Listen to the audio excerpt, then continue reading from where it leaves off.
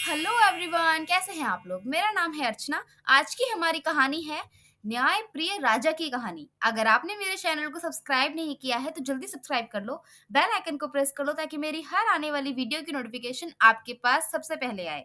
और कहानी पसंद आए तो लाइक जरूर करना। तो चलिए कहानी शुरू करते हैं। एक सोनापुर नाम के गांव में एक राजा रहा करते थे।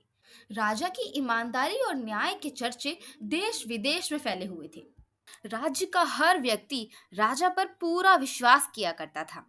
सभी को राजा पर पूरा विश्वास रहता था कि राजा कभी भी किसी के साथ भी अन्याय नहीं करेंगे। कभी भी किसी को कोई भी समस्या होती, वह राजा के पास लेके जाते और राजा उसका चुटकियों में हल निकाल कर दे देते। एक दिन राजा अपने बगीचे में यूं ही टहल रहे थे। तभी राजा को किसी पक्षी के पंख फड़फड़ाने की आवाज आती है। राजा पीछे मुड़कर देखते हैं तो वे देखते हैं कि एक पक्षी घायल पड़ा हुआ है। उस पक्षी को देखकर राजा को बहुत गुस्सा आता है। वे सोचते हैं कि इतना निर्दयी कौन है जो इस पक्षी को इतनी बुरी तरह से घायल किया है। वह अपने सिपाहियों से कहते हैं कि जाओ उस इंसान को पकड़ के लाओ जिसने इस पक्षी को घायल किया है। तभी राजा का बेटा वहां आ जाता है। वह अपने पिता से कहता है, पिताजी देखिए ये तलवार कितनी अच्छी है ना, मैंने इससे एक पक्षी का शिकार किया है। अपने बेटे की यह बात सुनकर राजा कहता है, क्या इस पक्षी को तुमने घायल किया है? राजा का बेटा कहता है, हाँ पिताजी, मैंने ही इस पक्षी का शिकार किया है। तो राजा कहता है, पर यह तलवार तुम्हारे पास कहाँ से आई? तो राजा का बेटा उन्हें बताता है कि मुझे एक सिपाही की तलवार पसंद आ गई थी, इसीलिए मैंने उठा ली। तभी राजा के पास एक सिपाही आता है और कहता है, महाराज मेरी तलवार चोरी हो गई है। तो राजा कहते हैं, हाँ मुझे अभी पता चला कि आपकी तलवार मेरे बेटे ने चुराई थी और इस मामले की सुनवाई कल दरबार में होगी। और उस पक्षी को राजा एक वैद्य के पास लेके जाते हैं। वैद्य उस पक्षी को पट्टी कर देता है क्योंकि उस पक्षी को भी कल दरबार में आना था, क्योंकि उस पक्षी के साथ भी गलत हुआ था। सुनवाई का दिन आ जाता है। पूरा दरबार अच्छे से सजाया जाता है। सभी लोग दरबार में उपस्थित हो जाते हैं कि राजा और आज के दरबार में भीड़ काफी ज्यादा थी क्योंकि सभी लोग देखना चाहते थे कि राजा अपने बेटे को क्या सजा देंगे। राजा अपने बेटे से पूछते हैं, क्या तुमने सिपाही की तलवार बिना पूछे ली थी? तो राजा का बेटा कहता है, हाँ पिताजी, मैंने सिपाही से पूछा नहीं था। तो राजा कहता है, फिर तो सिपाही ही बताएगा कि तुम्हें क्या सजा मिलनी चाहिए। सिपाही से पूछा जाता है। सिपाही कहता है, महाराज आपके पुत्र आने वाले समय में इस राज्य के राजा बनेंगे, तो मैं चाहता हूँ आपके पुत्र और मेरी पुत्री का आने वाले समय पर विवाह हो जाए। तो राजा कहते हैं, ऐसा ही होगा। आने वाले समय पे तुम्हारी पुत्री का विवाह मेरे पुत्र से ही होगा। फिर राजा अपने बेटे से कहते हैं, और जो कल तुमने इस पक्षी को घायल किया था उसकी सजा ये है कि तुम्हें इस पक्षी को जीवन भर अपने साथ रखना होगा और इसकी सेवा करनी होगी। राजा का बेटा कहता है, पिताजी मुझे आपकी दोनों सजाएं मंजूर हैं। धीरे धीरे कई साल बीत जाते हैं। राजा का बेटा अब बड़ा हो चुका था। एक दिन राजा का बेटा जंगल की सैर करने जाता है। राजा अपने घोड़े और अपने पक्षी को भी अपने साथ लेके जाता है। जंगल के रास्ते में राजकुमार को एक लड़की दिखाई देती है जो बहुत ही सुंदर थी, लेकिन वह अपने घर जाने का रास्ता भूल चुकी थी। वह राजकुमार से कहती है, सुनिए, क्या आप मेरी सहायता कर सकते हैं? मैं अपने घर जाने का रास्ता भूल चुकी हूँ। क्या आप मुझे मेरे घर तक छोड़ देंगे? राजकुमार उस लड़की का चेहरा ही निहार रहे होते हैं और उसकी आंखों में इस प्रकार खो जाते हैं कि वह लड़की की बात सुन ही नहीं पाते। लड़की अपनी बात दोहराती है, राजकुमार मैं आपसे ही कह रही हूँ, क्या आप मेरी सहायता कर सकते हैं? मैं अपने घर का रास्ता भूल चुकी हूँ। तो राजकुमार कहते हैं, हाँ बिल्कुल, मैं तुम्हारी सहायता कर सकता हूँ। मैं घर ही वापस जा रहा था। तुम मेरे साथ इस घोड़े पर बैठ जाओ, मैं तुम्हें तुम्हारे घर छोड़ देता हूँ। रास्ते में आते वक्त राजकुमार उस लड़की से बहुत बातें करते हैं। अब उस लड़की को तो घर छोड़ दिया था, लेकिन उस लड़की का चेहरा राजकुमार की आंखों से हट ही नहीं रहा था।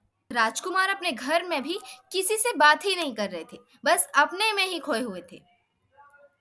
सभी लोग यही सोच रहे थे कि राजकुमार जब से सैर करके लौटे हैं, पता नहीं राजकुमार को क्या हो चुका है। राजकुमार की माँ को लगता है कि उनके बेटे पर किसी ने जादू कर दिया है, इसीलिए उनका बेटा आजकल खोया खोया रहता है।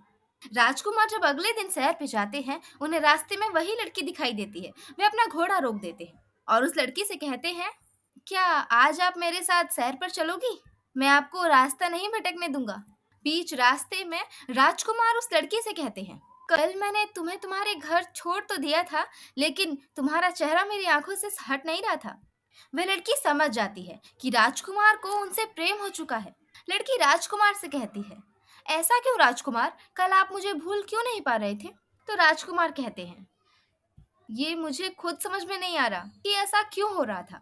अगले दिन राजा राजकुमार से कहते हैं, बेटा मुझे तुमसे बहुत जरूरी कुछ बात करनी है। तो राजकुमार कहते हैं, कहिए पिताजी। राजा कहते हैं, तुम्हें याद है 10 साल पहले तुम्हें एक सजा मिली थी, जिसमें तुम्हें सिपाही की बेटी से विवाह करना था। आज वो समय आ चुका है। हमने आज पंडित जी को बुलाया था। उन्होंने विवाह की तारीख 2 दिन बाद की दी है। मैंने सोचा इस बारे में तुमसे बात कर लेता हूँ एक बार। राजकुमार यह बात सुनकर उदास हो जाते हैं, क्योंकि वे चाहते थे उनका विवाह उसी लड़की से हो जो उन्हें सैर के वक्त मिली थी। लेकिन राजकुमार कुछ कर भी नहीं सकते थे, क्योंकि उन्हें ये सजा मिली थी और ये सजा उन्हें स्वीकारनी ही पड़ी। अब राजकुमार बहुत उदास रहने लगे थे, क्योंकि उन्हें उस लड़की से प्रेम हो चुका था और उनकी शादी अब कहीं और हो रही थी। राजकुमार सोचते हैं, मैं शा मैं पिताजी को शादी के लिए तो इनकार नहीं कर सकता। बस आखिरी बार मैं उस लड़की से मिलना चाहता हूँ। राजकुमार निकल जाते हैं सैर के लिए। राजकुमार पूरे रास्ते उसी लड़की की राह देख रहे थे, लेकिन आज वह लड़की उन्हें कहीं नहीं मिली। राजकुमार अपना उदास सा चेहरा लेकर अपने महल वापस आ जाते हैं। राजकुमार की माँ उनसे कहती है, बेटा आजकल तुम बहुत उदास रहने लगे हो। तुम्हारी उदासी का कारण क्या है? राजकुमार अपनी माँ को कुछ भी नहीं बताते। विवाह का दिन आ जाता है। विवाह की सारी तैयारियां हो चुकी थी। बस राजकुमार ही बहुत उदास थे। बाकी सभी व्यक्ति राजमहल में बहुत खुश थे। राजकुमार की माँ जब भी अपने बेटे का चेहरा देखती, वह भी उदास हो जाती थी।